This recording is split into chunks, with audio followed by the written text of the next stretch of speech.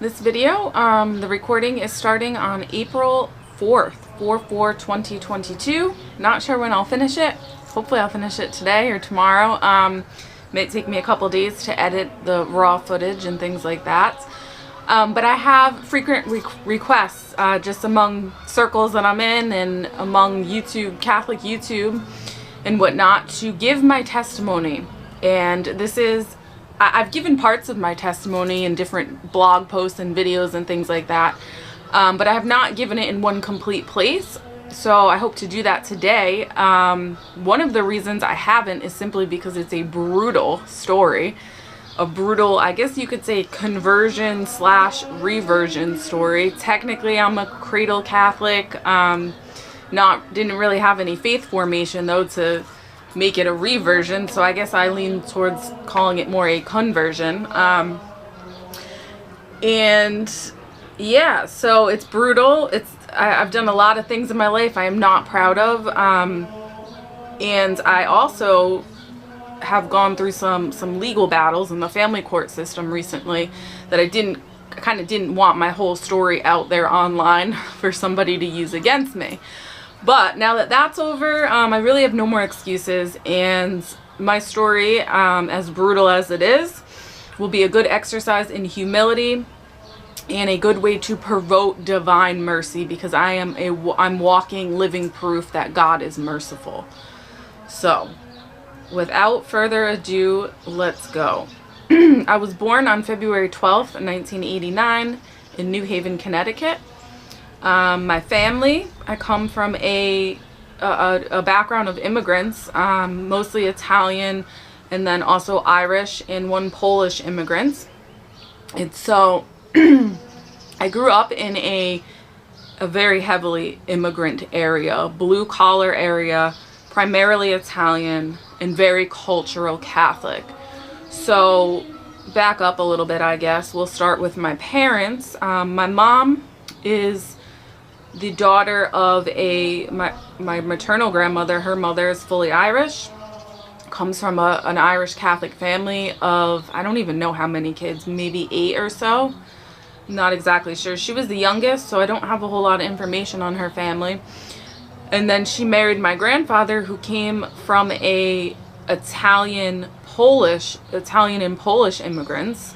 His father was fully Italian, his mother was fully Polish. I have virtually no information on my Polish family at all. I do have information on his father's side, and where exactly they came from in Italy. And fun fact about my great-grandfather, who I do remember, he was an awesome guy. And my great-grandmother too, I don't remember her as much.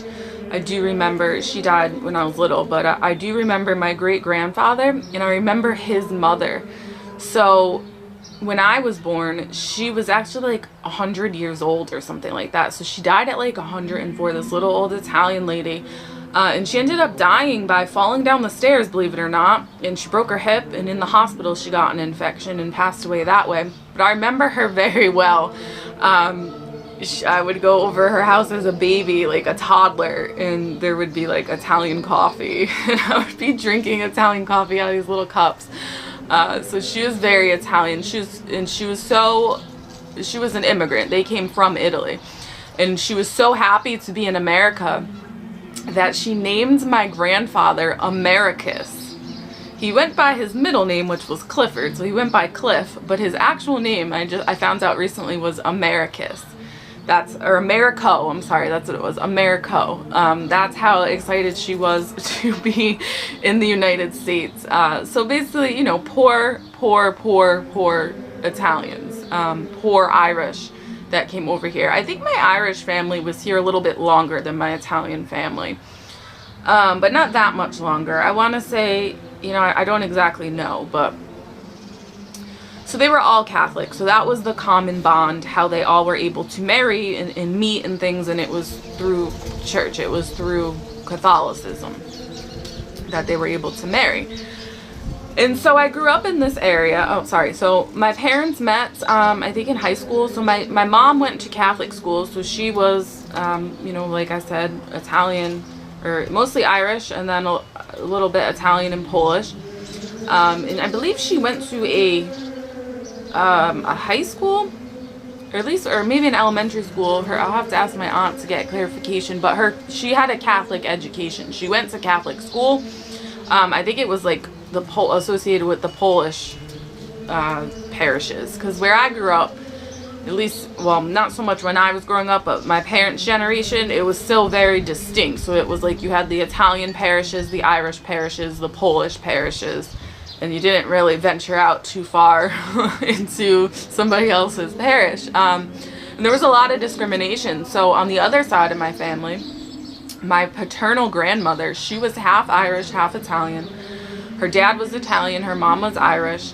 And when they met, when they were dating, my great-grandfather, who I never met, actually bought a gun because he was so scared that her brothers were going to kill him because he was Italian. And that gun is still in our family, fun fact. So that's the kind of situation it was like. They all came obviously through Ellis Island and somehow made their way to New Haven, Connecticut. When my grandparents got older and were on their own and married, they moved to a town called East Haven, Connecticut, which was right next to New Haven, Connecticut. But my poppy, he was full Italian. His parents, Bonaventura and Justino, have a fascinating story. So Justino came over to America at 14 years old as an orphan. He was orphaned, and back in those days there were no orphanages in Italy for boys. Well, maybe there were, but for whatever reason, that generation of orphans was shipped to America instead of being put in the orphanages.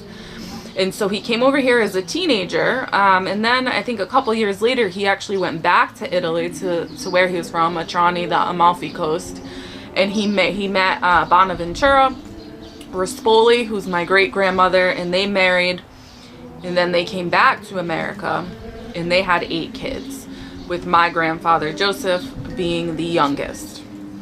And so they were fishermen. Like, they were dirt poor. They lived on Worcester Street in New Haven. My great-grandfather Justino was nicknamed A. Sard.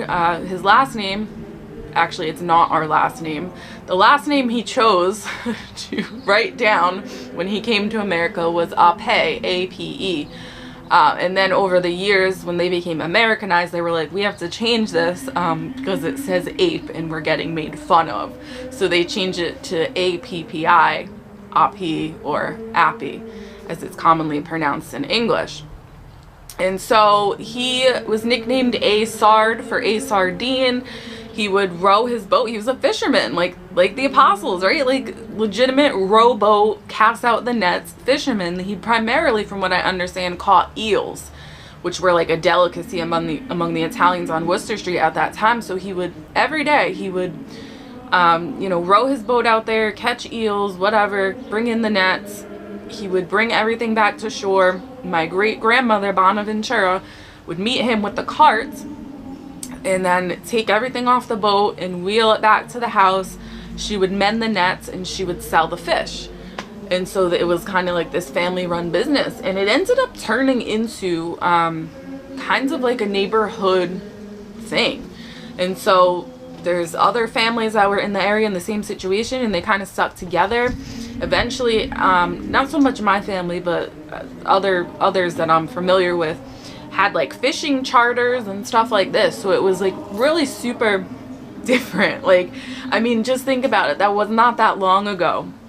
My great-grandfather was rowing boats with nets, and here we are, a couple years later, and everything is so different, and there's smartphones and technology and all this stuff.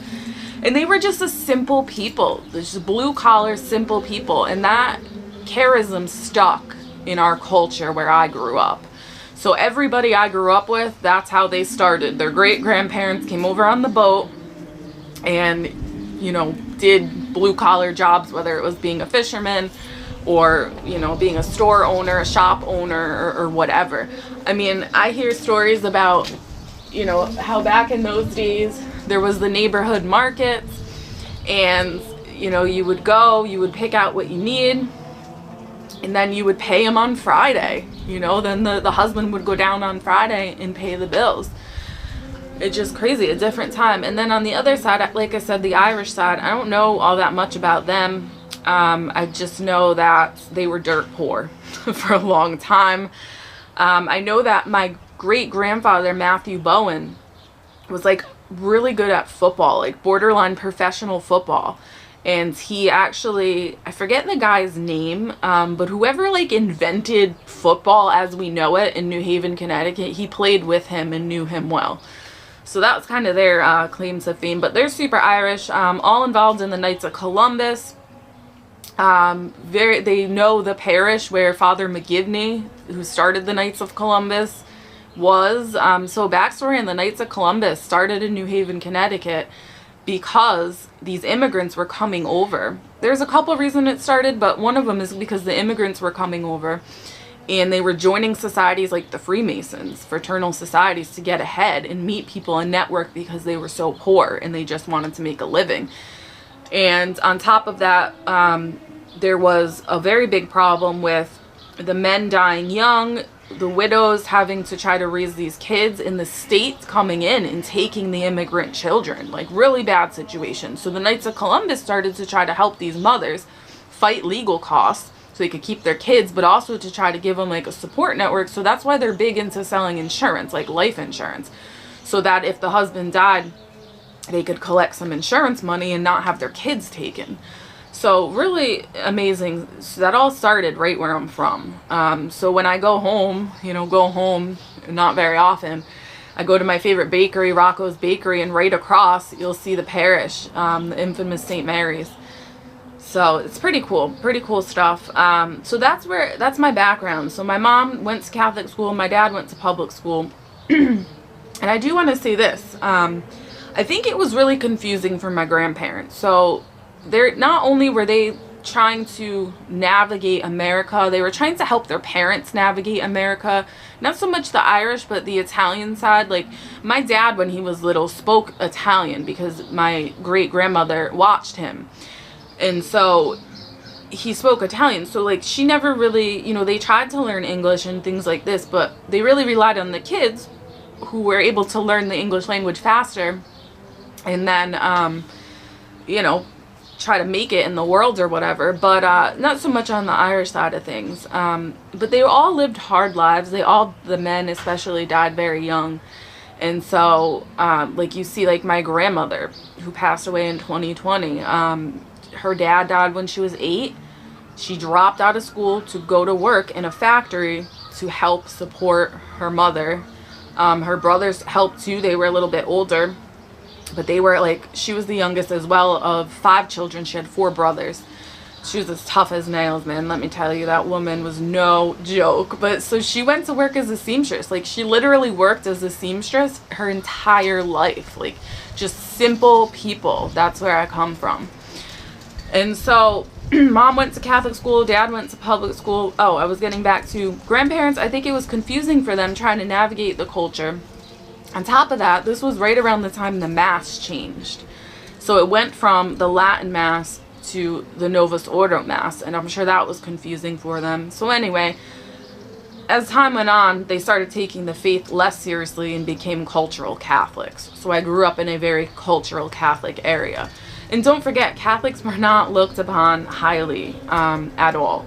It wasn't only they were discriminated against for being immigrants, they were discriminated against for being Catholic in a world full of Protestants who did not like Catholics.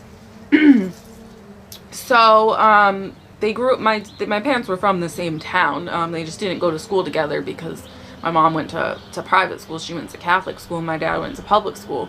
But they were in the same circles, knew the same people, met that way, ended up falling into sin, so to speak, and conceived me out of wedlock. But my mom and dad, they got to give them credit. They tried to do the right thing. They did get married in the church. My mom was like 6 months pregnant. I'm sure that was a really hard thing to do.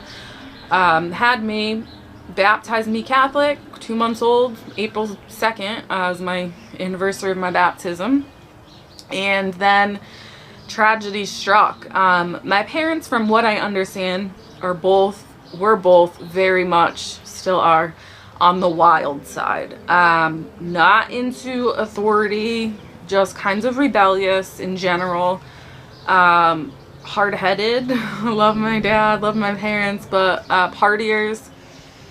definitely not the saintly Catholics that you think of when you think of people being raised Catholic. So they were wild. I mean, that's just what it is. And they partied and whatever. So after I was born, a couple years into it, my mom was a stay-at-home mom. My dad had a good job. He worked as a produce manager, but he was like for a big grocery store chain, and it was a union job, so he was making good money. They were able to buy a house. My earliest childhood memories are awesome. Like, you know, we had a small little house.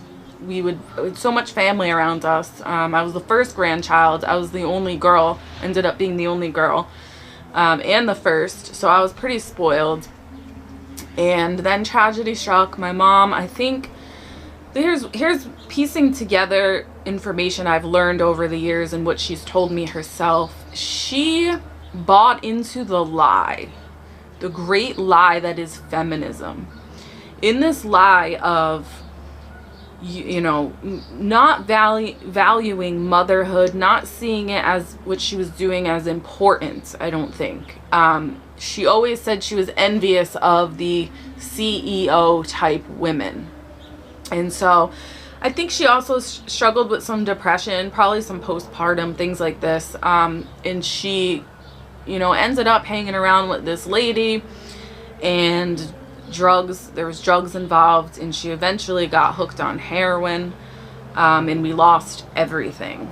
So basically my dad went out to dinner or something with his friends one night, and his card got declined, and you know, that's before apps on the phone and things like this. And he was like, what's going on? And come to find out, everything was gone. All the money, the mortgage was like however many months behind, going into foreclosure, just all kinds. You know, I remember sitting home and the lights would just go out, the power would go out. And so he tried to help her. He tried to get her into rehab, but nothing was working. She was coming out, hanging out with the same crowd. And it was so bad that one of the ladies she hung out with, who also had kids, I remember them well, their father, also named Joseph, which is my dad's name, basically just took the kids and went back to Italy. Like, at that time in Connecticut, it was so hard to, as a father, to get custody of their kids, that he just didn't do it. He just took them and moved to Italy, out of the country where she couldn't get to them. And so my dad, it took him years to get full custody of me. So they got divorced, or so sorry. He tried to help her, and nothing was really working. He lost everything. I think he was just, you know, kind of desperate. So he ended up getting divorced. And that was about 2.5. And yeah, it was rough. Like, I remember eating out of the garden. Like, we joke about it now, me and my dad, but we were legitimately like eating zucchini on macaroni, like nightly, like zucchini grown in the garden, like that sort of thing. I was spending a ton of time with my grandparents, his parents, just out of necessity, which turned out to kind of be a good thing, because at that time, for whatever reason, my poppy, who was a pretty like cultural Catholic prior to, from what I understand, I think he had maybe a little bit of a conversion experience of his own. So at this time, evidently, maybe it was a little bit after, I know it was like a couple years leading up to his death, which was when I was 7, but he started praying the Rosary. And so he would pray it every day, my grandmother said, and I would go to mass with him, so I would hang out with him. He was a truck driver, and at that time I think he was working at night or something, and I would hang out with him during the day, and we would go visit the aunts, his sisters, who are just like the funniest characters, like just insane, off the wall Italian women. Just like, think of whatever outrageous sitcom you can, and then imagine that. So we would go around and visit them, and he would take me to mass. And so I remember it vividly. Like, I remember him receiving communion on the tongue. I remember the church, and I loved it. Mostly because I loved hanging out with him. He was just my favorite person. He was a ton of fun. Whereas my grandmother was cold. She was just a tough woman. She was cold. My grandfather was just like a barrel of laughs. Everybody loved him. we would go to a restaurant and he would just strike up a conversation with anyone, and before you know it, he'd be sitting at their table eating off their plate. Like, that's just who he was. He never passed a bum on the street without giving them something. He was just a teddy bear. Like, he was the best. And it was so tragic when he died at 58. It was so tragic. But so those are like early childhood memories. And so now my dad is like 20 something, 23 or whatever, single dad, in just totally like financially devastated, probably emotionally traumatized and devastated. And so he meets this Protestant woman who worked for, they met at a bar, but she was a social worker. She worked for DCF. She wasn't from our area. So like I said, our area was really, really culturally Catholic and Italian. So all our traditions, like everyone ate sauce on Sunday. Like everyone had the Feast of the Seven Fishes on Christmas Eve. Like these were all things we did. So you never thought about like outsiders coming in. Like they probably were like, what is wrong with these people? So I remember when they first started dating, my poppy was still alive. And so you had to go to my grandmother's every Sunday for dinner. Like if you missed it, you were disowned from the family. I'm not joking. She would legitimately not talk to you. Like it was insane. And so it was Wednesdays and Sundays. It was insane. But then it dropped down. She chilled out a little, I think, as the kids got older. I had two cousins kind of near my age too. She kind of chilled out a little, and it was just Sundays were acceptable. And so you have this Protestant woman who has no idea, not Italian, not Catholic, not even from the area, from the Midwest, coming into this environment. And I can imagine it must have been hard for her. And so you would have my poppy, like my grandfather, sitting on the couch on a Sunday smoking cigarettes, being like, hey, Bonnie, go get me a cup of coffee. And I'll never forget the time she looked at him and she's like, what's wrong with your legs? Like, you can't get the coffee. And she was very liberal, feminist, pro-feminism, pro, whatever. And so, like, my poppy just looked at her like, what's wrong with her? Like, what did she say? Like, I don't know. So it was like a culture clash. But I think what had happened was she knew the system. So my dad was trying to get custody of me. So at this time, I'm still living primarily with my mom, but I'm visiting a lot with my grandparents, things like this. And the situation with my mom is deteriorating fast. I mean, it's bad. Those memories are horrible. Just drug addicts everywhere. Really bad stuff. So I'm not going to get into details, but not a good situation. So my dad's trying to fight for custody. This lady works for DCF. She's a social worker. She knows the system. And so I think out of a little bit of desperation, my dad being so young, being traumatized, being financially devastated, she also came from a family, she had a master's degree, and she also came from a family where the stepdad was like in the oil industry and had a ton of money. So, yeah, that's what it was. So they ended up getting married when I was about 5.5, 6 years old. And she is a very mentally ill person.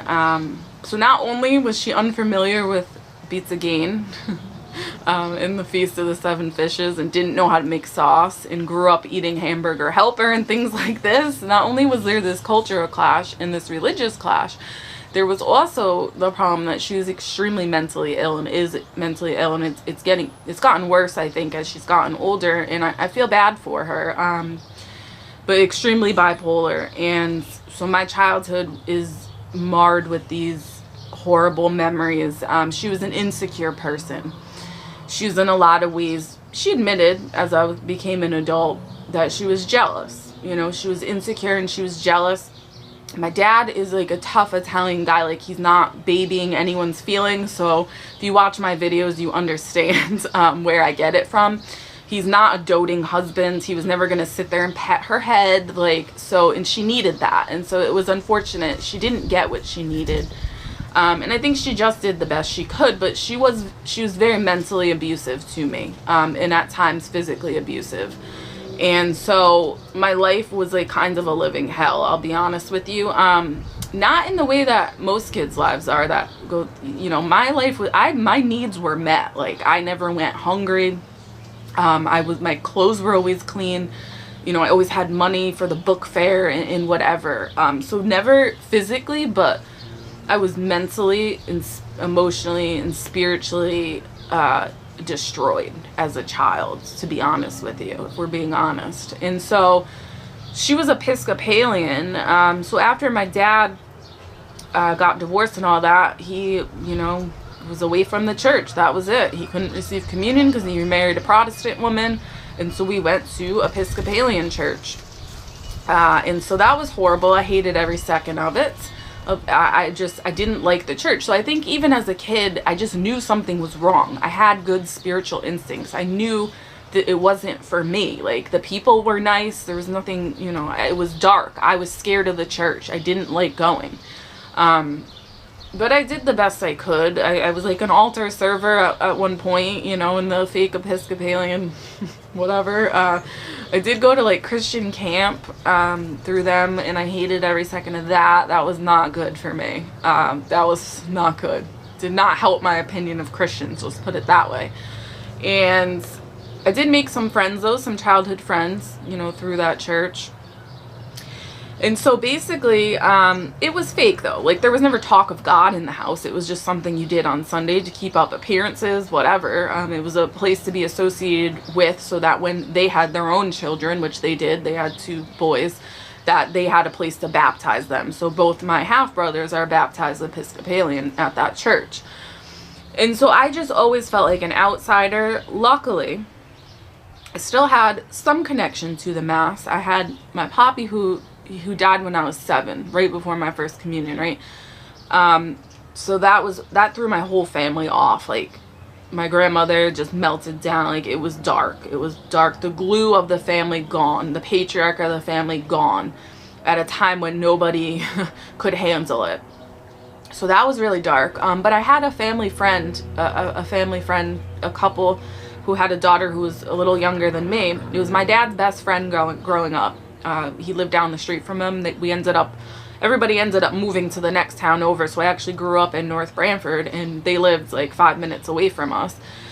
And I would go over to their house all the time. Like, it was an escape. Like, I loved going there. I played with Jess, my best friend growing up, Jessica. And I would go to Mass with them. Like, I would sleep over on a Saturday night or whatever. We would go to Mass on a Saturday because at the time, her kid, you know, those kids were going through CCD, so they had to meet Sunday obligation and to make the first communion and the whole 9 yards. So, and I remember being so jealous. Like, I wanted to go to CCD and all this stuff. But so I did still have a connection to the Mass, even though I didn't receive any of the sacraments. I did through family friends. So that was good. And they were a really positive influence on me. They weren't saints. They were very cultural Catholic, did not really talk about the faith at all in the house, or, you know, whatever. But they stayed married. They were married in the church. They stayed married. They raised their kids in the church. You know, at least they got their kids the sacraments. And that was about the norm of my area. And so I spent a ton of time over there, and that was really good for me, I think. It was some normalcy. So when I was like 14, I got kicked out of my house for months. I couldn't even go within like 125 feet of the house or something. Restraining orders, the whole 9 yards. So I lived with them for a long time. I lived between their house and my grandmother's house for months due to a domestic violence situation with my stepmother. Because apparently I got sick of being pushed around, and I started fighting back. And when that happens, I got arrested at 14 years old. That's what happened. So there's that. And then the connection to the other side of my family was minimal, my mom's side, but my dad still did a pretty good job at bringing me over there for holidays and things like that to my Irish grandmother and my aunt, my godmother. I have a good relationship with her till this day, and I can talk about the faith with her, praise Jesus. She's not like, you know, going to Mass every Sunday and really practicing, but is somebody who I can talk about the faith with. So that's what I do.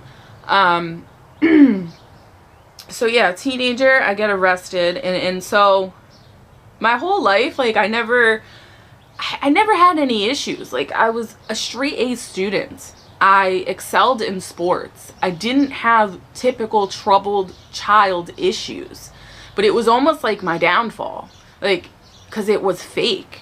It was just what I did so that people wouldn't pay attention to me. Like, if I just, got good grades and whatever else, then I stayed out of trouble at home and I could be left alone. Now, luckily, I grew up in an era before the cell phone and before the internet and things like this. Like, I still remember the AOL dial-up, right? When I was in, like, middle school, instant messenger was getting big. So I do remember that. But that was like a project. Like, it took an hour to even get on the thing. Like, it was ridiculous. And it was before cell phones. So I read books. Like, I was kind of a nerd. I sat in my room and read books. And I guess I never really thought about God. Like, I knew there was a God. Like, I did. But I didn't think about him. Like, I don't remember ever praying to him. I remember thinking that there had to be a God because I would have dreams that would come true. All kinds of dreams about little things, about big things, but they'd always come true. And I always had this understanding that I understood things better than the adults in my life. I knew more than the adults, and it wasn't through my own doing. It was through something else. So I understood that. I understood the Episcopal Church was not for me. I was terrified of that church. And at like 10 or 12 years old, I remember asking my godmother for rosary beads. And I didn't know why. I never saw anyone pray the rosary to my knowledge. I didn't know how to pray the rosary. I don't even think I knew you were supposed to pray the rosary, but I knew I wanted them. And she got them for me, and I had them for years, even until adulthood, till they broke. I still wish I would have kept them, but, I've moved 100 times and things like that. And so, I grew up in this area. Like I said, I was attending Episcopal Church. I was a Catholic. My family was a fallen away Catholic. And I always felt restless. Like something was missing, but I didn't know what. And so by the time I hit, teenage years, I was probably the angriest teenager you could imagine. So there was the the incident where I got arrested. I played sports and I played soccer, and I was like always the leader of red and yellow cards. But I was, at the same time, I had a lot of passion. So, like, if you went into the corner with me, like, if we're both going after the ball, like, I'm coming out with it. Like, that's just how it was. Like, there was no losing. So, I was the captain of my soccer team. I actually had to sit out. I was benched for the first game of my senior year because I had gotten a red card in the last game of my junior year. So, they almost took my captainship away. They wanted me to write an apology letter, which I would not. And so they didn't take it away. Luckily, I had a good coach who stuck up for me. The athletic director did not like me. So I was really following in my mom's footsteps. I was kind of wild. I didn't get in trouble, other than the couple incidents. So I got arrested there, and I did get in trouble with the police for another fight. And I got in a lot of fights. I definitely got in a lot of fights. There's no doubt about that. Which, surprise, surprise, right? If you know anything about me. But it was just this place of just anger, but not knowing why I was angry, but just being angry, and restless. And so, once I graduated high school or whatever, everybody was going to college. And so my ex-stepmother, they're actually divorced now, my dad and her, the Protestant woman, she was like, hey, I'll help you out with college, but you have to go here or whatever. And basically I was like, fuck you. Excuse my language, but that's what I said.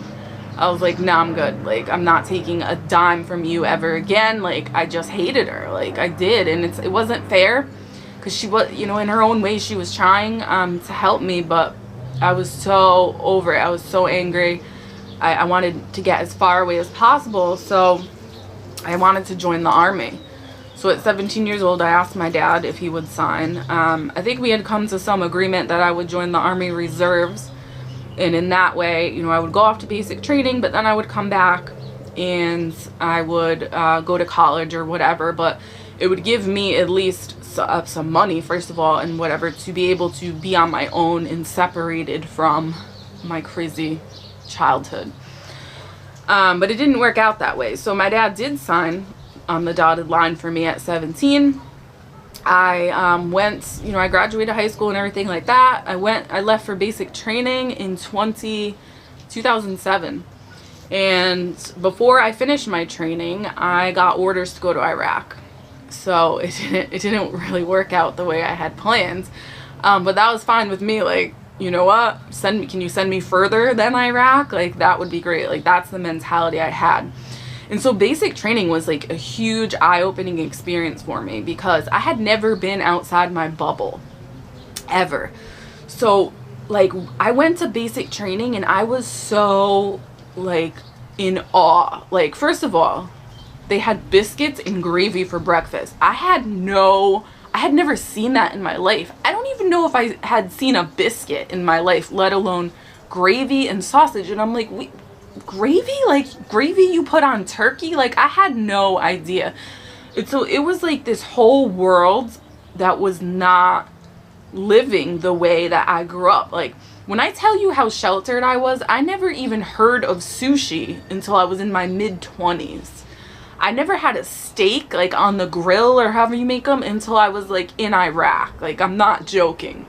Like, every restaurant, me and my dad like talk about it now and it's hilarious, but at the time every restaurant that in our area was Italian. There was one Chinese food place, Lucky's Chinese. Like, that was it. Everything else was Italian. Like, I was just sheltered. I didn't understand like people had different customs. Like, it just never dawned on me. And so looking back on it, those traditions and those customs played a huge part in me going back into the church. Because once I started being curious about like, what is the Feast of the Seven Fishes? Like, what is this? And I realized all our traditions were from the church, all of them. All my best childhood memories of going over my grandparents, and celebrating Christmas Eve and even midnight mass. Like, I had been to midnight mass. I had, as a teenager, I had gone with my grandma on my other side. So like, I understood all these things, but it just didn't click until much later. And I was, why do we do these? Like, what's the deal with the pizza game, the Italian Easter pie? What's the deal with all these cookies? And like, they all meant something. And obviously the people around me didn't know. They just did it because that's what you do. But they all meant something. And so it was instrumental that just even, people talk bad about cultural Catholics. Yeah, like, I get it. It's not ideal. Like, everybody needs to be living out the faith. But by osmosis, there was some grace to be had. Thank God. So anyway, I go to basic training. I'm in complete shock. Like, there's Mormons there. There's like, oh my goodness. So on Sundays, we had time off to go to religious service. And so I heard that the gospel service gave out candy. So in basic training, in AIT, the training after, there was no sweets. So in order to get people to go to church, the gospel service, and that's like the black churches, would give out treats. And so I went to that. And I'm like, these people are crazy. Like, I had never seen anything like that in my life. Like, I didn't watch TV growing up. Like, I really didn't watch movies, nothing. So like, they're singing, they're clapping, and I'm looking around like these people are crazy. Like, they lost their minds. So gospel service was not for me, but I do remember the candy. I'm ashamed of myself. Honestly, I am. But then there was like Mormons. There was just like all these people. Like, and none of them had any idea about like where I grew up. Luckily, there were a couple that were from like where I was from. Like, not really, but like at least from like Rhode Island, New York, Massachusetts, who kind of got it. But for the most part, like Texas, like my battle buddy was from Texas, and we had nothing in common. And so I think they did that on purpose. They would like put people together to try to work out their differences. But like we didn't even speak the same language. Like, she would say things like, I don't even think I had ever heard anyone with a southern accent. In Texas, depending on where you are, I don't consider hers to be that, heavy, but she would like start talking and I'm like, honestly, like, I don't know what you're saying. Like, I have no idea what you're saying. And it was crazy. It was just wild. And so that was my first dose of like reality. Like, oh my goodness, like this is crazy. And all these different church services I had never heard of and whatever. And then, yeah, they were like, hey, the drill sergeant came in. He called like a bunch of us in private, like took us aside, and they were like, hey, like, you really need to start paying attention. Like, you just got orders to deploy. And so I graduated basic training at the end of November in 2007, and we started deployment training for Iraq in like February, I think, of 2008, maybe a little bit later, but I think it was like the pre-training started in like February 2008. So that was like a rude awakening. I had never been on my own. Like, I'm in shock about like the real world, and like basic training isn't even the real world. So you can imagine, it was crazy. So I go back home. I'm like still, I lived home for a little while. I got a job at Gino's restaurant. Again, everything was Italian, a little Italian deli. It was a family friend. He helped me out. I was just being a waitress, serving food there. Until I left, and then we left. We went to Fort Dix, New Jersey to start our pre-mobilization training, and then we deployed. And the saving grace of my deployment, and I'm sure he's watching this, was my platoon sergeant, Sergeant Giuliani. So Sergeant G, also in Italian, evidently, this is what he said, picked his team. So he was the platoon sergeant, but the platoon sergeants also had like teams, and a team consisted of a team leader, a driver, and a gunner. And that was like a 3-man truck, and then that was a team, and then there was several teams, 3, 4, 5 teams in a squad, and then there were 4 or 5 squads, usually 4 in a platoon, and the platoon makes up the company, etc., etc. And so he had literally picked his team based on last names. Like, picked me because my last name was Italian, not joking. So I ended up with Sergeant Giuliani, and honestly, like, oh man, I love you so much, Sergeant G. Like, I would have been lost. I would have been completely lost. Like, so my unit was, we deployed with a unit out of Queens, New York, where Sergeant Giuliani was from. But my unit was kind of split between New Haven, Connecticut, and Massachusetts, and then we got at Worcester, Mass, and we got added to Queens, New York. So like the people were from my area, at least, so it wasn't like the culture shock of basic training by any means. But he was like the typical old Italian guinea from Queens, and had brought over there a Blessed Mother statue and velcroed it to our dashboard on our Humvee. And this is like my first dose of like, I guess, somebody actually praying to the Blessed Mother and not just having Blessed Mother statues in the house. Like, I had never seen this. So he's praying Hail Marys. He's talking about the Blessed Mother having to be in the vehicle. And I'm like, this guy is crazy. Like, whatever. But I absorbed it. I did. And it's benefited me greatly when I go back and think about that time in my life. So we ended up having a pretty bad deployment. We lost someone, a good friend, sad, 20 years old, ended up dying in actually the truck behind me. And this traumatized me in a lot of ways because, first of all, I wasn't supposed to even go out on mission that day. I think I had volunteered or got voluntold because there was something going on with Iraqi women coming in the jail. And there's only like 2 females in my platoon, so anytime there was going to be one of these events, they would need women, female soldiers, to search the women coming into the prison for things like suicide vests, blades, like trying to just smuggle in contraband, whatever. So I wasn't with my normal team. I was in my Humvee, the Humvee where all this Blessed Mother action happened. But I wasn't with my team, and I was kind of just riding along that day. But right before I had gone out on mission, like early in the morning, I woke up from a horrible dream of basically going down this road called Old Crow Road. It was the only dirt road we really went down, to get to the IP station, the Iraqi police station. So our mission over there was to try to train the Iraqi police. And I had this dream, got blown up. Truck got blown up, but I was fine. Everything was super dusty, couldn't see anything. Stopped, heard another explosion, and had the knowledge that somebody in the trucks behind us had died, had KIA. And that's exactly what happened. So a couple hours later, that's exactly how it went down on Old Crow Road. my truck got missed by 2 EFPs, which are not IEDs. IEDs kind of come from the ground and blow up the truck from the bottom.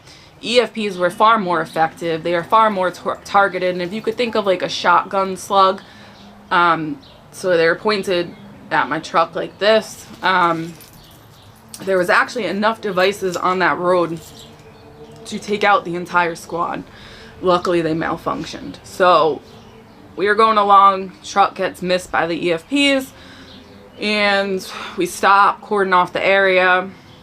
Can't see anything, it's dusty, and now I'm freaking out. So I'm freaking out, and I'm yelling at the team leader, the sergeant, like, and I'm just a little blonde nothing, like an E3. I don't even think I was an E4 at that time. I was nothing. And I'm like, hey, we have to go right now. Like, we cannot stay here. There's secondary devices. We have to go. And he is screaming at me to shut up. Screaming, like, you stop panicking. You're panicking. Like, stop. Like, you're scared. All this stuff. And I'm like, okay. So I eventually calmed down, and 5 minutes later, boom. And Specialist Michael Gonzalez from New Jersey, Spotswood, New Jersey. He was the gunner in the truck behind me. EFP pointed up at the turret, basically decapitated him for the most part. So that was that. I was traumatized from that for a long time. I was mad at God. And I wanted answers. I wanted answers to why a God could be so cruel. I blamed God. How could you be so cruel? How could you show me that, knowing that there was nothing I could do about it? How could you do that to me? Like, I was so angry. Nobody had answers for me. I remember, we had to be debriefed after every one of these incidents happened, and there's a chaplain, I think he was like a non-denominational chaplain. I remember straight up asking him, like, what's the deal with this? Like, I dreamt of this. Like, explain this to me. And he didn't have any answers, obviously. And then years later, I got into some counseling and things like that, and they didn't really have answers for me. And so there was no secular answers. And so I was just, I continued on this path of anger and whatever. So after that happened, our teams got switched around. So I was no longer Sergeant Giuliani's driver. I was Corporal Curran's driver, who was the driver of Michael. And so Michael died, the team leader, Sergeant Scott, got wounded, and Curran, the driver, was fine, and he became the team leader of Bravo, that truck. And then we were short on people, so my team, which was me and my very Italian gunner from New Jersey, Tufano, switched to Irish Curran's truck. And after that, we developed a relationship, came home, and I ended up moving in with him. So we developed an intimate relationship, came home. I moved in with him because I was not going home. I was not under any circumstances going back to my childhood house. It was not happening. I hated my stepmother. I hated the world. And I knew deep down in my heart, like, I have a brother who's 17 years younger than me, so he was like a baby at that time. I knew deep down in my heart that going back to that house would be detrimental for his childhood, because it would just be fighting. And I was a lunatic. Like, I'll be honest with you. Like, I was a lunatic. I was a drunk, first of all. And I was a lunatic when I came home. I hated everything. I hated everyone and everything. And I was miserable. And I was searching for all these things to make me happy, whether it was a relationship, a sexual relationship, whether it was, alcohol. I was mad at the world. Like, when I came home, I wasn't even old enough to drink, and that pissed me off. Like, I just went to war, and now I'm coming home, and I can't even have a drink. Like, I was angry about that. Like, and so I just drank, I guess, just to spite the world, but really all I did was hurt myself. Ended up getting pregnant at, oh man, I don't even know. It was 2000, so I came home in 2009, got pregnant shortly after I came home with my team leader. So what that whole scenario was about is we just trauma bonded. Like, we were just in the same messed up situation, and it was familiar. Oh, so also when we were there, his father died, so he left early, so I got another team leader, but he had like a 15-year-old brother who only had like a couple years left in high school, so he went home and raised his brother. So it was kind of like also a relationship of convenience where he was working.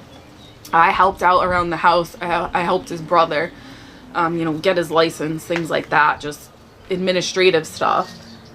And I just wasn't going home. So anyway, so it ended up happening that I got pregnant, and now I was terrified. Like, now I'm like, okay, like I have to go home. Like, I have to tell my dad. So that was like the first thing that like I have to tell my dad. And so I went home for like dinner, and my ex was with me. And this is like, now this is one of the lowest, like this is all blurry, like, to be honest with you. Like, it's blurry at this point. Like, just there's so much bad stuff that happened in such a short amount of time. I was just going through the motions. Like, there was no, I wasn't connecting with anything. I don't even know. So I tell my dad and my ex-stepmom, who's still my stepmom at the time, that I'm pregnant. And all hell breaks loose. Not so much from my dad. My dad was like, okay, like mind you, like, I was conceived in fornication, and that was almost an abortion, from what my mom says, but she says she felt the hand of God on me and chose to do the right thing. I, however, did not choose to do the right thing. I didn't know what the right thing even was. I had a secular background. I remember growing up, and my liberal stepmother had plans to bring me to a pro-abortion march in DC. Like, that's how liberal she was. Like, she wanted to, and my dad put the kibosh on it I don't know why it fell through. But I remember even then thinking, like, I don't even know what this lady's talking about. Like, I didn't even know what abortion was. And I was like, but it was wrong. Like, I knew I didn't want to go. Like, it was weird. I wasn't going to a woman march. Like, I didn't even like women. Like, I didn't like her. My mom left me. My mom abandoned me. Like, I didn't even like women. So I think that was another reason I joined the army. And so, yeah, we said all hell broke loose.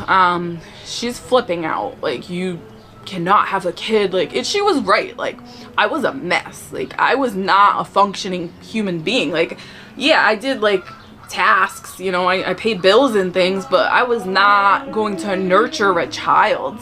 But maybe I would have. I don't know. I didn't get that opportunity. So I initially fought it. I was like, yeah, whatever. Like, it's not your decision. F you. Like, I'll do what I want to do. My dad's like, it's up to you. He didn't fight hard either way, which I wish he would have.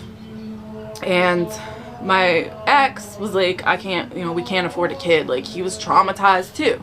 So it was, this whole decision was left on me. And every day she would call me, my ex-stepmother, and she would text me, and she would call me, and she got to a point, like, after weeks where she was like, I really felt like she was working in my best interest. Like, it was the nicest she had ever been to me in my whole entire life. And I mean that from the bottom of my heart.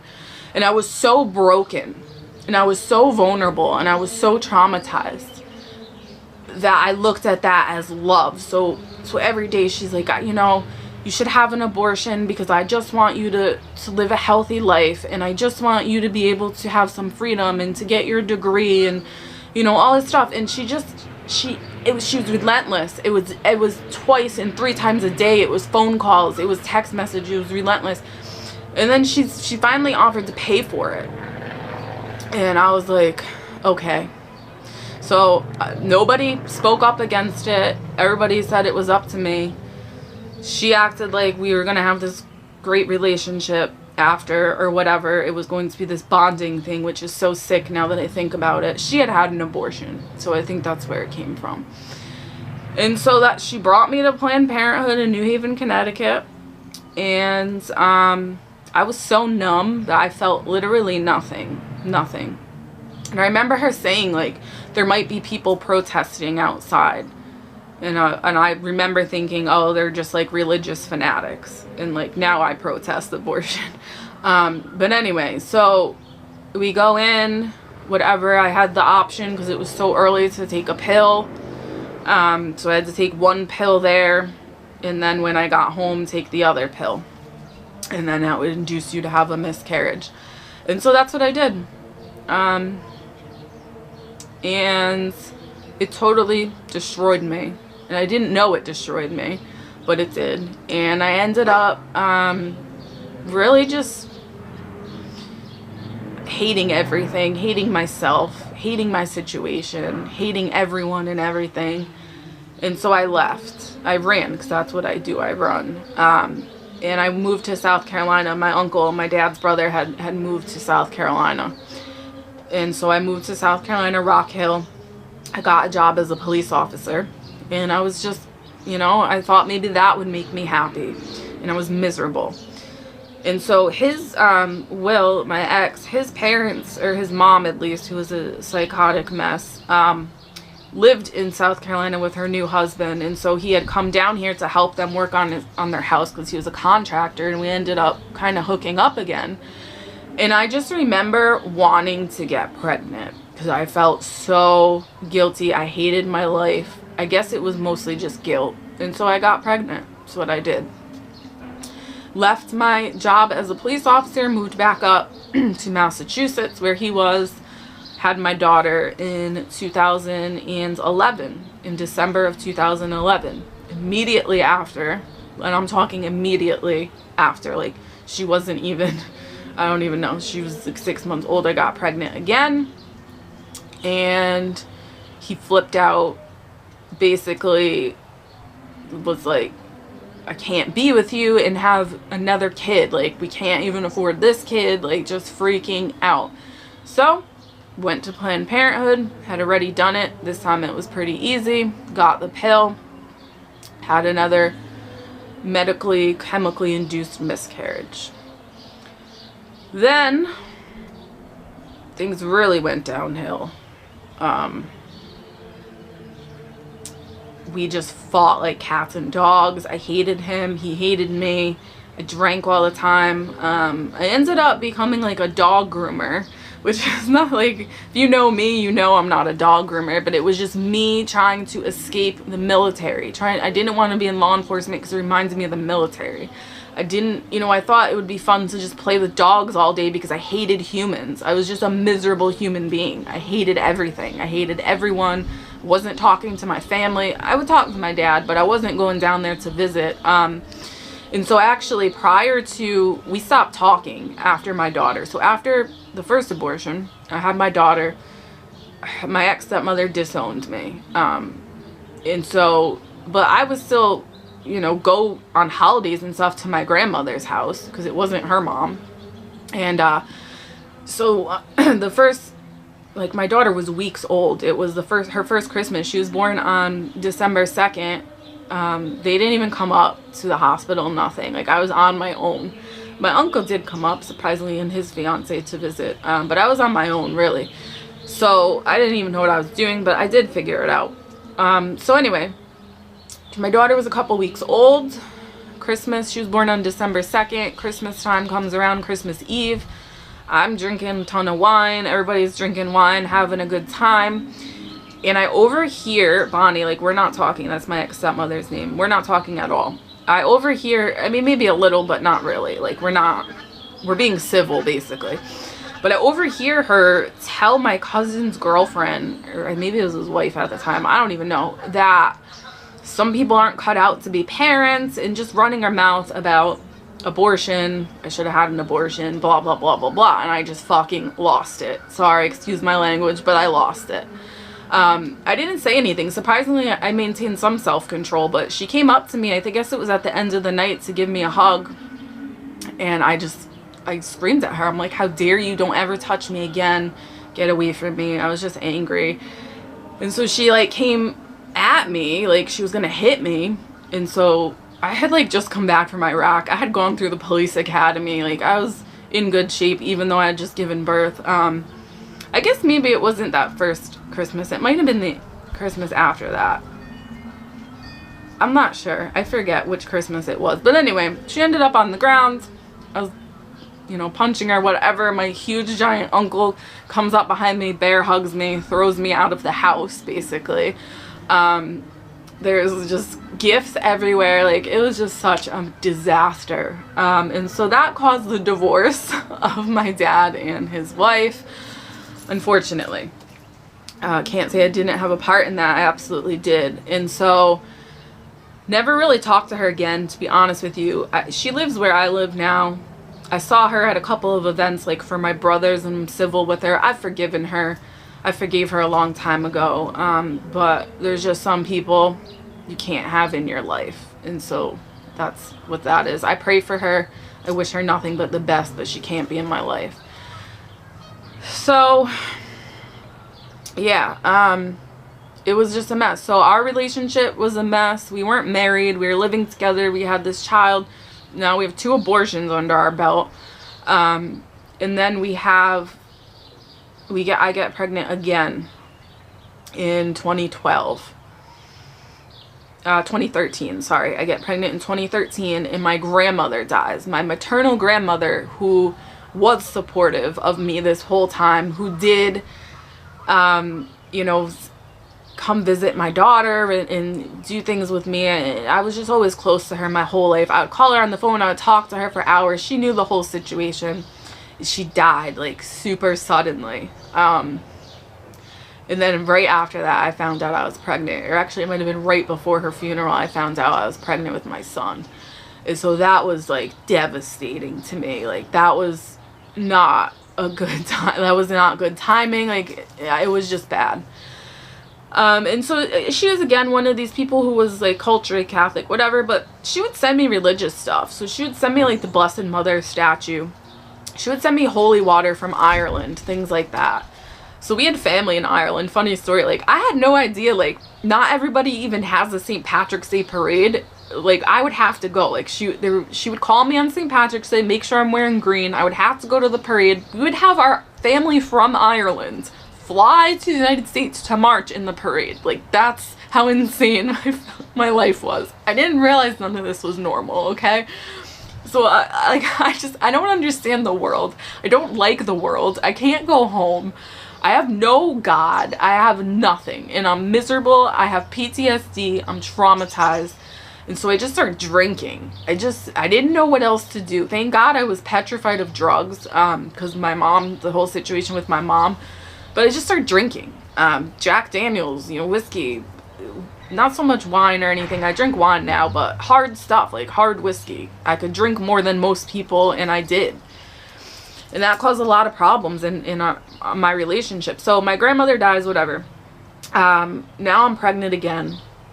And by this time, my ex wants to move up in the federal law enforcement system, whatever. So he ends up moving to South Dakota right before my son is born. So we ended up getting married in a civil ceremony, trying to do the right thing, with a justice of the peace, notary public sort of thing. And so background on him, his mom was fully Native American. His dad is fully Irish.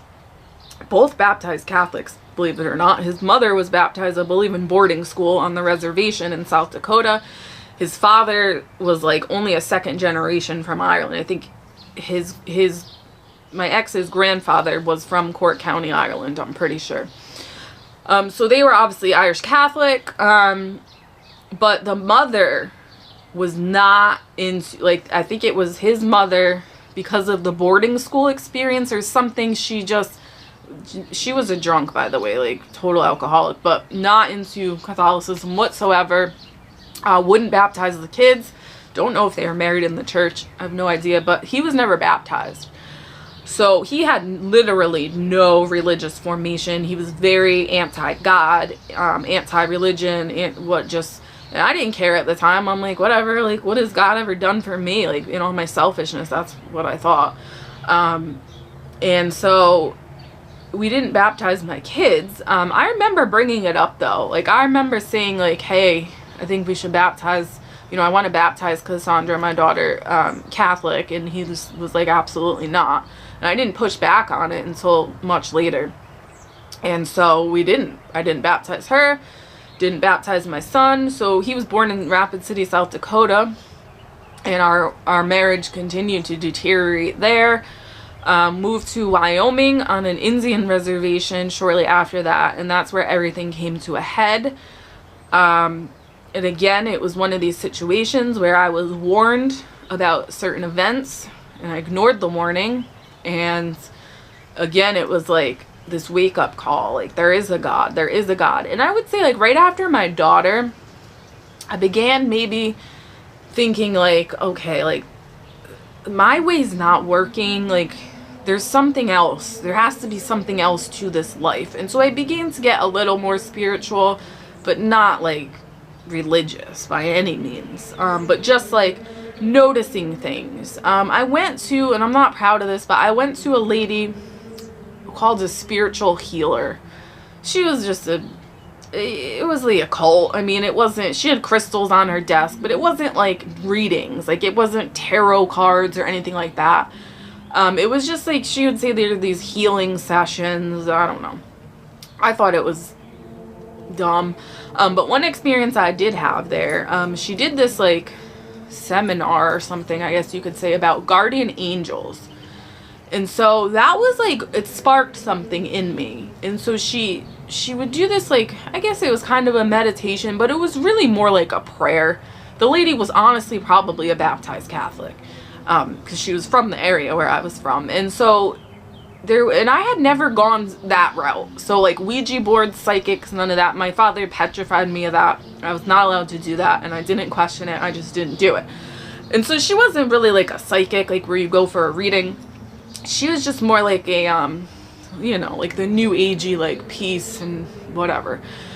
And so she was like giving information about guardian angels, and looking back on it, it was pretty from the teachings of Aquinas. Like, it was pretty church teaching-ish, at least. And so she did this thing where, you know, we did this prayer, closed our eyes, did this prayer, and asked our guardian angel to appear to us. And so I had a powerful experience, I'm not gonna lie. I saw my guardian angel. I knew it was my guardian angel, and unlike the other people who were, you know, this is how I know mine was probably real. So the other fruitcakes in there, excuse me, but they're flaky people, like hippy dippy types, were like, oh, I saw this light of love and blah blah blah, and I was overcome with love. Like, mine was nothing like that at all. Like, I saw I would describe him as a man. He was enveloped in light. He had like silverish white hair, really green eyes, and he just sat there with like kind of a smirk on his face. And but he was kind of scary. Like, he was no joke. Like, he means business. And so now that I actually do have a relationship with my guardian angel, I can look back at that and say that was a grace from God, even though it came in a horrible way. I wish it didn't come that way, but that was him. Like, he's just all business, like, smirking at me, like, get your shit together. Like, you know, like, he obviously didn't say that. And I thought maybe, you know, she said you can ask them for their names or whatever, and he told me his name was Dave. I thought that was ridiculous. But I went home and I looked it up, and it was like, Dave means beloved friend. And I was like, okay, like, maybe there's something to this. So it came in a horrible way, but it sparked something in me. So I thought maybe, at the very least, there at least was a guardian angel looking out for me, because I'm thinking back to all the times I should have got hurt or died in Iraq, and I didn't. I'm thinking of all the times I should have died at the hands of my neglectful drug addict mother, and I didn't. And I'm thinking of all these times, and I'm like, yeah, like, somebody is looking out for me. And so I thought maybe it was pretty cool if I did have a guardian angel. But again, by no means religious or anything like that, right? So we moved to South Dakota. That was pretty uneventful. I mean, our relationship continued to go downhill, but by uneventful, I mean, like, nothing tragic happened. I did have my son, so that was great. My son was the best baby. He was like a bundle of joy. So I felt like things were kind of looking up. And then we moved to Wyoming on an Indian reservation, and any progress we made in the right direction went immediately back in the wrong direction times 10. And so he got a job working for the Bureau of Indian Affairs as a police officer. And so we pull up to this house. It was government housing. And it was a regular house, single family house, fenced in yard, it was in Fort Washakie, Wyoming, an old military, cavalry, outpost, whatever. We pull up to the house and I wouldn't go in.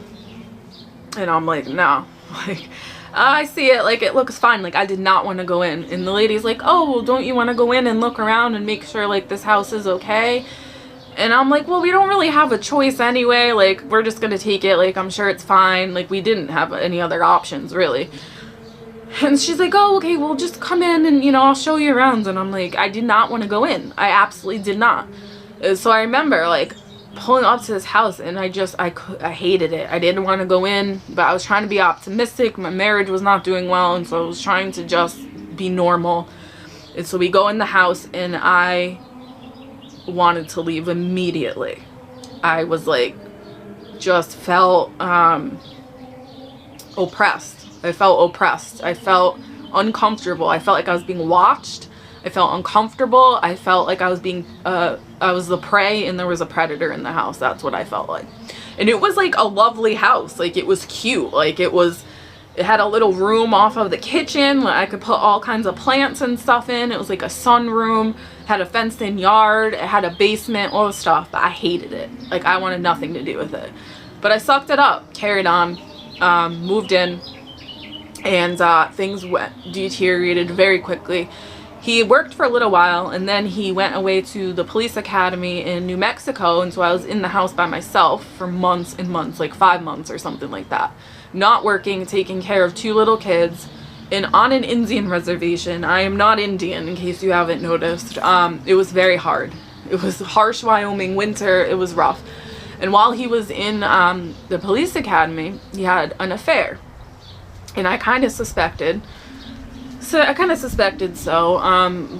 he came home, I want to say, I think it was late January, and then February 12th, my birthday, I found evidence of said affair, and that just threw me into a deep, dark place. On top of that, there were things happening in this house that I could not explain. My dogs were acting strange, my gas stove was trying to turn itself on, and I was getting attacked. In dreams, I was getting attacked. I was having weird phenomenon happen to me, rashes. There was dead animals being put on the doorstep. There was a problem with an owl. It would sit outside my window all night long and hoot, so I could not go to sleep. I was constantly uncomfortable in my house. I felt like I was being watched. I felt like I was on display. I felt like something was trying to kill me. I felt hated. I felt like I was losing my mind. And so I ended up getting a job to get out of the house. So I ended up working for Volunteers of America, and I housed homeless veterans. I worked a grant to house homeless veterans, and that was really depressing. The Indian reservation is not this beacon of community like everybody makes it out to be. It's horrible. It's a horrible place. Incest, homelessness. It was like they did a movie about it. You can go watch it. It's called Wind River, about just people disappearing. Like, it's just a horrible place. And all these veterans that I would talk to, they'd be like, I just want to get out of here. Like, there's something wrong with this place. Like, there's a dark cloud. Like, this place is messed up. And a lot of them had gone away, you know, in the army, and then had come back and are like, I just want to get out of here, you know. And so that was depressing. It was just a depressing scene. But if when we were in South Dakota, I had a dream before we had even talked about moving to Wyoming, that my husband had gotten possessed and tried to kill me. And it was a vivid dream, so I'll just walk you through it. I was looking for him and I couldn't find him. I had my 2 kids, and I walk into a house, and in all these rooms are demons chained up, just in different rooms. There's different rooms in the house, and there's different demons chained up. I'm with my kids, and I'm approached by a stranger, a woman with kinds of like auburn colored hair. Didn't know who she was, but she was very nice. And I'm like, hey, like, I'm looking for my husband. Do you know where he is? Have you seen him? And she's like, yeah, come into the basement. So she brings me down into the basement in this dream, and there's these other like young teenage looking people who looked to be like, you know, just innocent, pure people. And they had him chained up. He's down there and he's chained up, and I'm like, what are you doing? Like, that's my husband. Like, come on. Like, I'm trying to unchain him. And they're like, no, like, it has to be like this. And I'm like, just let him go. Like, so I'm starting to freak out. And so they unchain him. And he looks at me and he's like, I'm not myself. I love you, but I can't be with you. You have to go. And I'm like, what are you talking about? Like, this dream is very vivid. And all of a sudden, he turns into the hugest, darkest figure I had ever seen. He was just huge and black, had wings and red eyes, and starts chasing me. So I'm running out of the house. The lady, the nice lady, is protecting me. She's standing between us. She's ushering me out of the house, and these teenagers have him on the chains and are dragging him back into the basement. And I'm like, what do I do? Like, I'm freaking out. So in the dream, I go to my car, and she's standing by my driver's side door, and I look at her. I'm like, what do I do? And she's like, go home. Go east. Go to Jerusalem. I'm like, and then I wake up, and I'm like, what in the world? So that happened, I don't know, about 6 or 7 months prior to moving into this house. And so we move into this house. Mind you, we're not validly married. We're in mortal sin. He's not baptized. My kids aren't baptized. I'm the only baptized Catholic or Christian in the house. And I'm the one experiencing all the problems. Across the street was a Catholic church, a little Catholic missionary church, government buildings, and the powwow grounds where they would hold their seances or whatever with the drums. And so it was just, and I'm oblivious, but now I'm starting to understand, like, there's something not right. Like, am I losing my mind? Or like, but there was like physical evidence. So I'm like, well, I'm not making it up. Like, I'm not making up the fact that there's dead animals in my yard every day. I'm not making up the fact that my dogs are growling at nothing.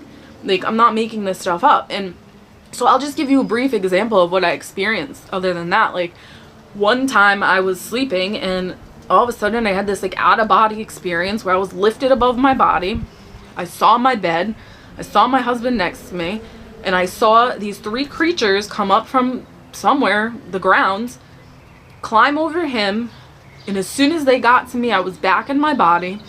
I felt the biggest sense of doom I ever felt in my life. And I knew, knowing nothing, intuitively, instinctively, whatever, a grace, call it what you will, I started praying the Our Father. And it ended. It was gone. They looked like what you would describe as aliens. So that's how I know aliens are demons. I was shown that. And so this house was demon infested. So I'm like freaking out. And so I start talking to girls at work about it. I'm like, hey, like, I know this might sound crazy, but blah, blah, blah. And they're like, where do you live? And I'm telling them, and they're like, what? No, like, you have to move. Like, you can't live there. And I'm like, what? And it was like this whole, it was like a cruel joke was being played on me. Like, that's what it felt like. And, but we didn't move. So I started confiding in my grandmother who passed away about it, my dad's mom. And she was like petrified. She's like, listen, I'm sending you money. Like, you have to get off that reservation. That's not a place for you. Like, this little Italian woman. Like, she understood though. And so we didn't. We let it go on. Our marriage got worse. I ended up meeting someone at work, exchanging inappropriate text messages with. Didn't commit adultery, didn't commit the act, but might as well have, basically. He ended up finding them, and then it just, so prior to that, actually, let's back up. I'm telling him, like, we have to go to church. Like, we have to pray. So I'm like researching all this stuff online. I'm reading really bad advice from Protestants, and I'm like not knowing what to do. So I'm like reading about spiritual warfare from a Protestant perspective. Like, it was a mess. But for whatever reason, I understood that it was spiritual warfare. That I understood. I just didn't have the tools to deal with it. And I was traumatized, and I was drinking because I'm like, I'm losing my mind. So I'm just drinking more. And it was rough. And so the girls are like, you can't live there, blah, blah, blah. And now I'm like starting to get scared. I'm like, it was just a living hell. Like, it was 2 years of this hell. And so I'm like talking to him like, hey, like, we need to go to church. Like, our marriage is under attack. Like, blah, blah, blah, blah, blah. And he would not hear any of it. And the more I prayed and talked about Jesus, the more he hated me. I'm talking like I would be watching just something on the History Channel that referenced Jesus, and he would be like, oh, you're watching things about your imaginary friend again, like stuff like that, like real evil stuff. Like, he would call Jesus, God forbid, but he would, I don't want to say it, he would call him a con man, just nasty, the nastiest stuff that he never did that. Like, he was agnostic, he didn't believe in organized religion, but I had never heard him directly talk about Jesus like that, ever. So the more he's doing this, I'm like putting crosses on the walls. Like, I'm not joking. Like, I got the statue of the Blessed Mother. She's on my nightstand now. I didn't even know anything about her. I just saw Sergeant Giuliani do that, and I knew I didn't die in Iraq. So I'm like, well, maybe there's something to this. So I had the statue from my grandmother. Actually, this is it. This is the statue. And so she's next to me on my nightstand. And I remember one night, and I guess this is really the start of my conversion, really. I just remember one night crying, like, just crying about my life and what a mess it was, and not wanting to live, just wanting to die. And I had this, like, I didn't understand sin up until then. Like, I thought I was a good person. Even after the abortions and the drunkenness and everything, I thought I was a good person. In the fights, in the anger, I didn't realize. And so I got this, like, grace, I guess you could say. As I'm crying about my life, I start understanding that, like, I put myself here with all my sin, with the abortions, with, you know, just being a bad person, like a mean person, and angry and all stuff.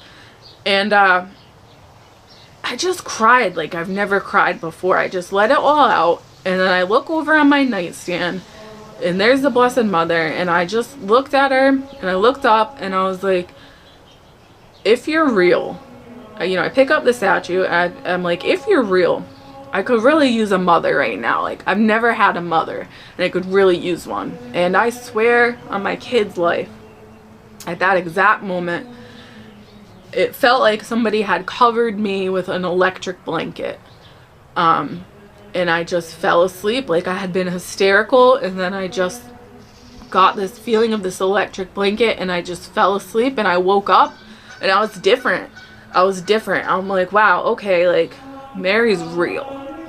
So, like, I knew Mary was real. I'm like, if Mary's real, like, what else is real? And so I'm still reading bad internet advice from Protestants talking about Catholics or pagans and all this stuff, but I don't know. And I still kind of believed that. But I'm like, Mary's real.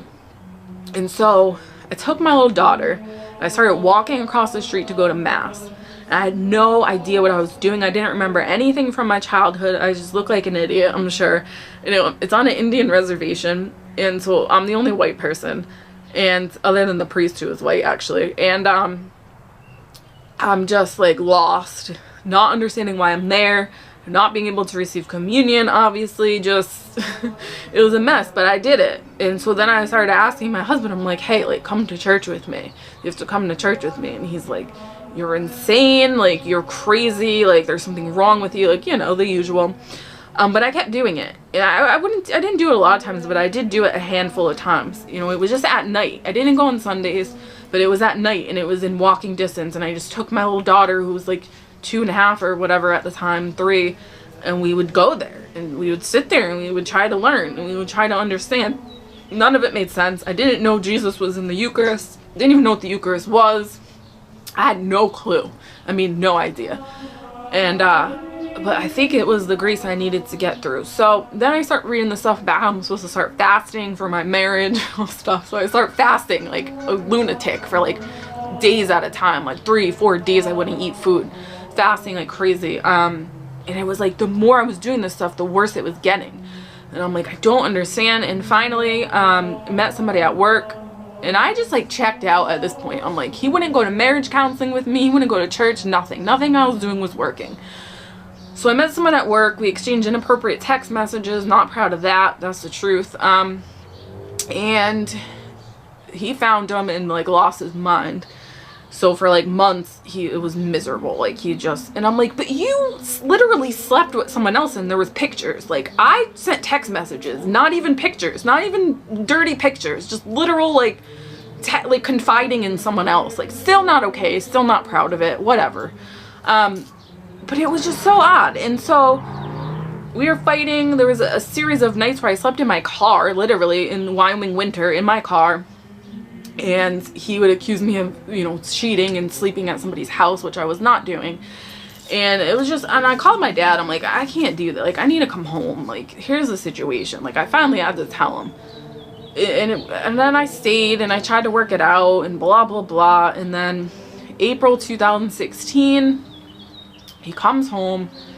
I didn't know where he was because he wouldn't talk to me. He comes home like 10 o'clock at night, slightly drunk, but not really.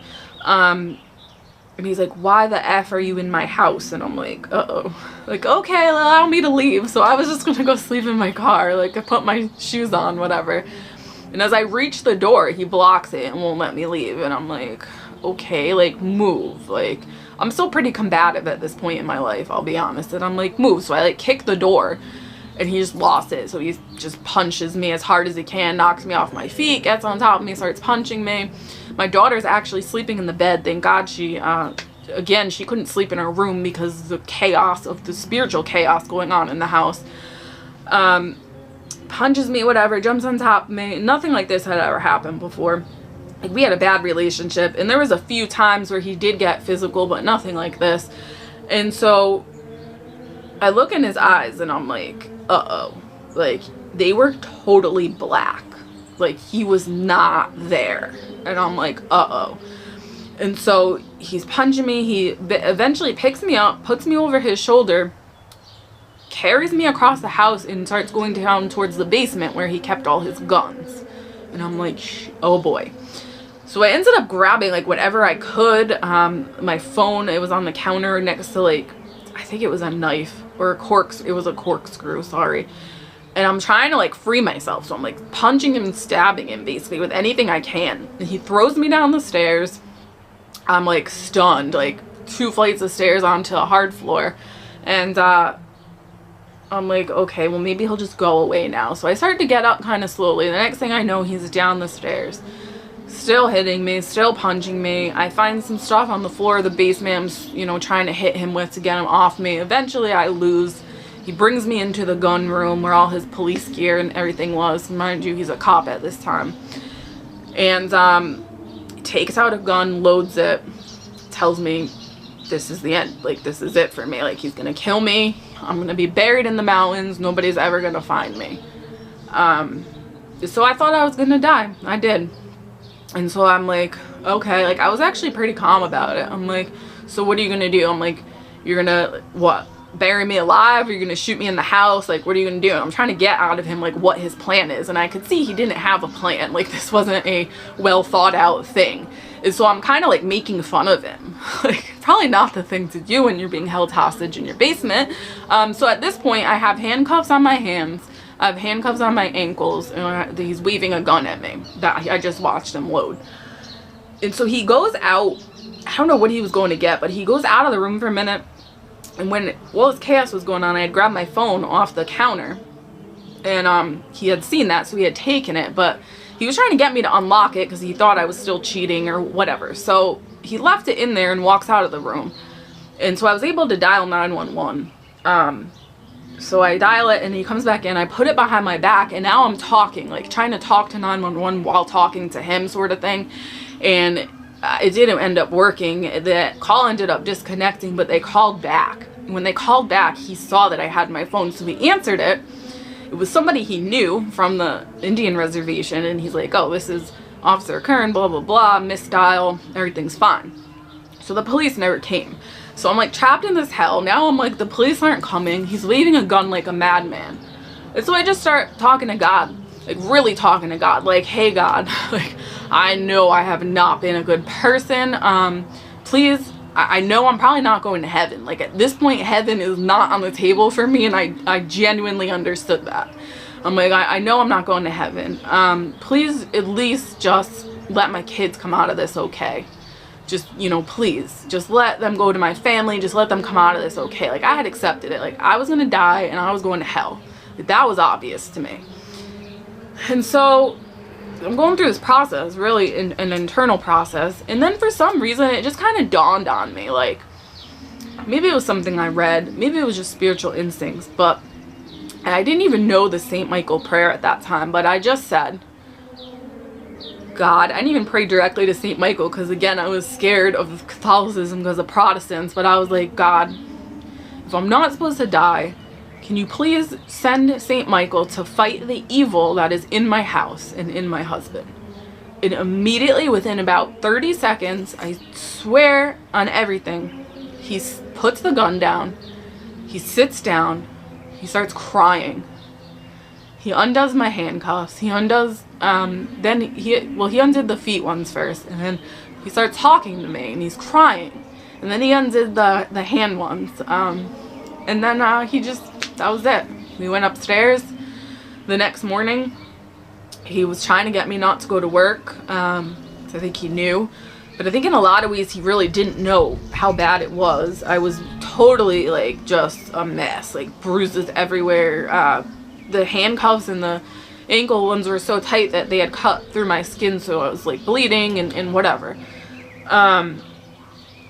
And so the next morning I was like, listen, like, I have to go to work. Like, I dialed 911 last night from my work phone. Like, somebody's gonna wonder what happened. So I convinced him to let me go to work, but he would not let me drop my kids off at daycare or anything like that. So I go to work, and my coworker, her grandmother, ended up working. She was a victim's advocate for the FBI, ironically, right? Talk about divine providence.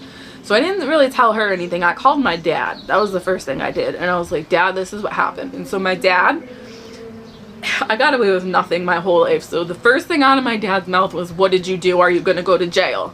And I'm like sobbing. I'm like, no, Dad. And I'm telling him, and he's like, oh my God. He's like, okay, like, you have to go to the police. Like, I'm like, no, like, just, can you buy me a ticket? Like, I'm going to leave. Like, I just want to come home.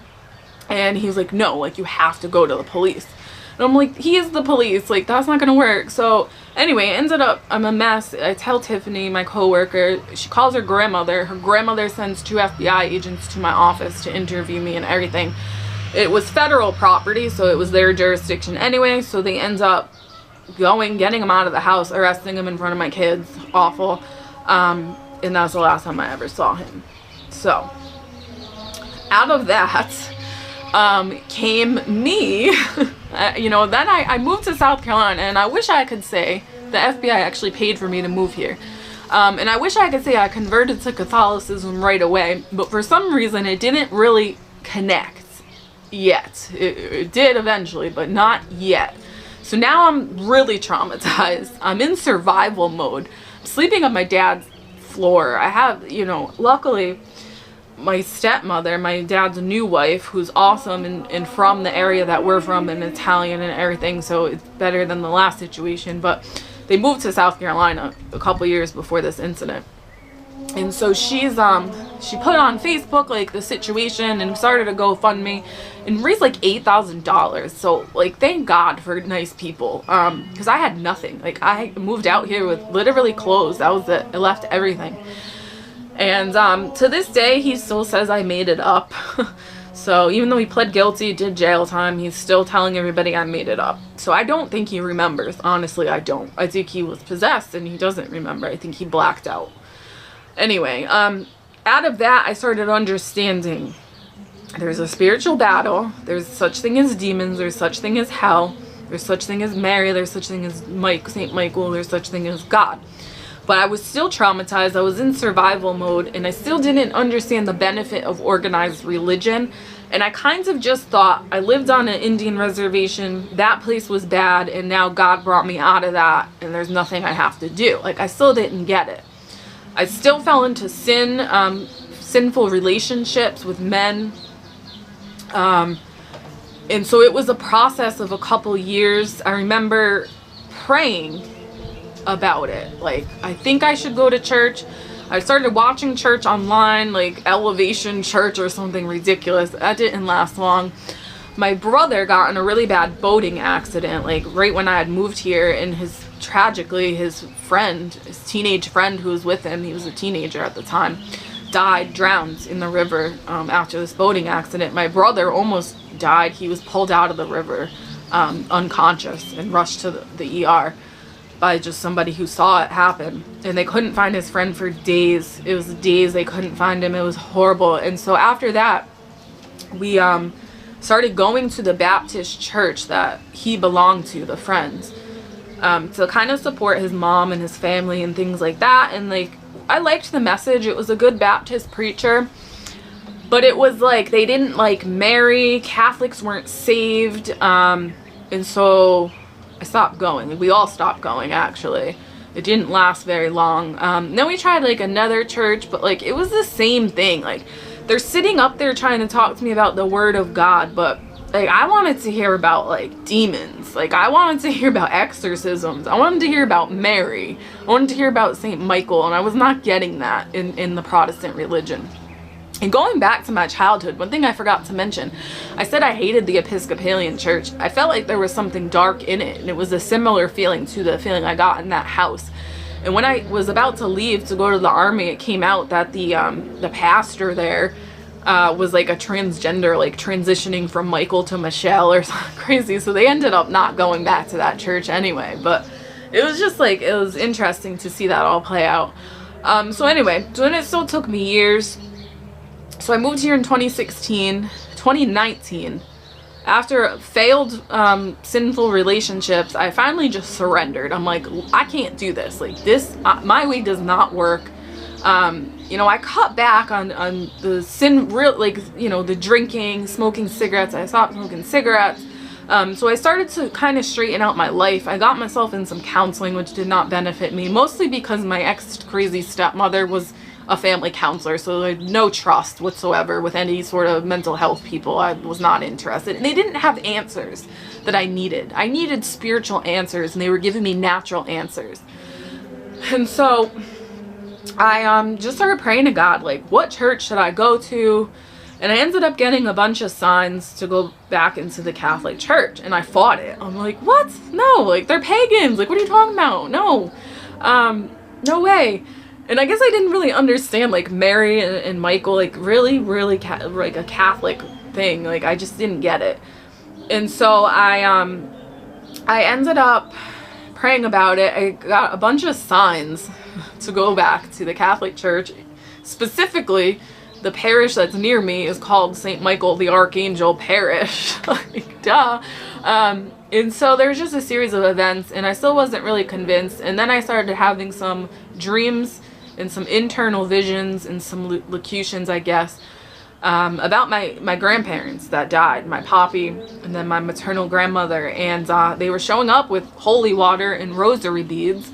And then finally it dawned on me, and then I heard a podcast about, well, I talked to my grandmother because she was still alive at that time, my dad's mom. And she was telling me about some stuff she had. She had a miraculous healing at a healing mass, which is a story for another time. And she was, wasn't practicing the faith, but she was still telling me, like, no, it's probably good. Like, the Catholic Church is probably what you need. Like, she was, telling me that sort of thing. And then, I'm seeing my dead grandparents, and they're showing up with holy water, sacramentals, right? And I'm like, what in the world? And so then I hear a podcast, Touched by Heaven podcast, and they're talking about the Rosary and miracles and spiritual warfare. And I'm like, yes, like, who is this guy? And he was a Catholic. And, like, the people on his show that were talking about the Rosary were Catholic. And I'm like, all right, like, you convinced me, I'm doing it. So I signed up for RCIA. Mind you, my kids still aren't baptized. So when we were in the demonically infested house, I'm like, listen, I'm getting the kids baptized. Like, you don't have a choice. Like, that's it. Like, I'm doing it. But I just never got around to it because everything kind of blew up. And so I go out into St. Michael the Archangel Parish. And, like, I had really not gone into much detail about these details. Definitely not to a stranger, but not really even to my family because they didn't really get it. And so I tell a deacon, like, I'm trying to sign up for RCIA, and I tell this deacon, and he like was just a good one. Like some of them don't get it, but he understood. And so he gave me all these prayers, Auxilium Christianorum, Father Ripperger prayers. And he's like, no, like what you went through is real. Like he just validated it for me. Like you're not crazy. This is real. Like you're doing the right thing. God bless you. Here's some prayers. Pushed me through the RCIA program. So I ended up getting confirmed, making my first communion, getting confirmed, and my kids getting baptized on May 30th, because of course, right before I go into the church, COVID starts, so everything got pushed back. But anyway, it ended up working out, because as I'm praying about a confirmation saint, a patron saint, I'm like, I don't know, like none of these saints, like they all seem like really nice nuns, and I am the furthest thing from a really nice nun. But then I saw like a documentary or something on Saint Joan of Arc, and I was like, oh man, like that is, I could relate to her. Like she talked to Saint Michael, like she went to war, like I understood her. Like I felt like she could understand me, but I kind of thought I was being childish and maybe like, I don't know, it wasn't really like a real thing. So I'm like, okay, Saint Joan, like if you want to be my patron saint, give me a sign. And I specifically asked for the Lys de Fleur de Lys, or whatever it's called, the French symbol. And I had like an on again, off again boyfriend at that time, who's my boyfriend now. But it was like a many year process of just, I don't even know, whatever. Fallen away Catholic who's now back. Praise be Jesus Christ. That was a 2-year process of me begging the Lord to convert him, and all kinds of heartache and all kinds of stuff. But anyway, that's another story. So anyway, I had gone over his house. We weren't really dating. We were kind of just friends at that point. And there was this armor that he had gotten from his grandfather, his Polish grandfather who passed away, who'd gotten from his house, and it had all the symbols, you know, the Flower de Lis on it. And I'm like, holy cow, like this is crazy. And so I didn't say anything. And then a couple weeks go by, I'm like, I don't know, maybe that was a coincidence. I start doubting it. And I'm like, I really need another sign. So COVID breaks out. We're unsure when we're going to come into the church. It was supposed to be at the Easter Vigil. And then I get an email announcement talking about May 30th. And I'm like, huh. And I had known, I'd done some research at that point. And I'm like, wait a minute, that's her feast day. And so I'm like, okay, so that's the sign. Like that's the sign I got. Like I'm going to be confirmed on my patron saint feast day. Like that doesn't happen to anyone. So that's how it ended up happening. And so my kids were baptized in the morning. You know, they were baptized late, but hey, we made it. That was like 2 years ago now or whatever. So we go in the morning, and I'm telling the priest, and he's like, you know, who's your confirmation saint? And I was like, Saint Joan. I was like, and it's her feast day. How awesome is that? And he's like, no, not only is it her feast day, it's the 100th-year anniversary of her canonization. And I was like floored at this point. So now I'm like, okay, like now you got me. Like this is real life. Like this is, and so I've had so many experiences. I'm so blessed to have so many experiences, but most importantly was that first confession of confessing the abortions, confessing the drunkenness, confessing the fights, confessing just, and what I've come to realize is I just was a broken person. I'm still a broken person, but I'm at least making steps towards allowing the Lord to heal me. And so he's infinitely merciful is my point. Like he took somebody as disgusting as me and gave me all these signs and all these wonders to show me, like, no, this is real. Like, if I had died in Iraq, or if I had died in that house, I would have went to hell. Like, that's it. Like, that was my fate. And so today, like, I'm so passionate about people, making sure people are raising their children in the faith and making sure they understand the faith to be able to teach their kids, because we live in a spiritually bankrupt world. We live in a secularized world, and I'm a product of that. I'm a product of just being raised by the world, being raised by the culture. And obviously I had some liberal influences, the feminism stuff with the ex-stepmother, which thank God, I hated her so much that I did not buy into it. I loved my dad, so I'm like, you know, I never had daddy issues. I loved my father. I idolized my father, in all honesty. And so I never bought into the feminist thing. And so fathers, you're so important. And, you know, even though my dad, I hate to say it, did drop the ball spiritually, he was a good provider and a good protector. And so from a natural standpoint, he did well by me. So that made all the difference, really. And so my life could have just turned out so much different. I could have died. I could be in hell right now. Or I could still be lost, but I'm not. I'm not lost. I go to mass as much as I can. My kids go to Catholic school now, and my life is just different. I still have hardships, I still have struggles, I still have heartbreak, and I'm still trying to heal, but I have peace and I have joy. That's not something I've ever had before. Never in my, you know, I'm 33 years old. Never before a couple years ago, before joining the church, rejoining the church, have I ever had peace or joy or a sense of self-worth even. Like I have a purpose here, or just an understanding of why I'm here. And so it's been a long journey for me. This is a long video, and I'm gonna end it here. But that's my testimony. We in America are spiritually bankrupt, and we have to fix it. And it starts with the children. We have to take back the children and give them to God if anything is going to change. Demons are real, but more than importantly than that, heaven is real, and heaven helps you. So, God bless you all. Joan of Arc Media out.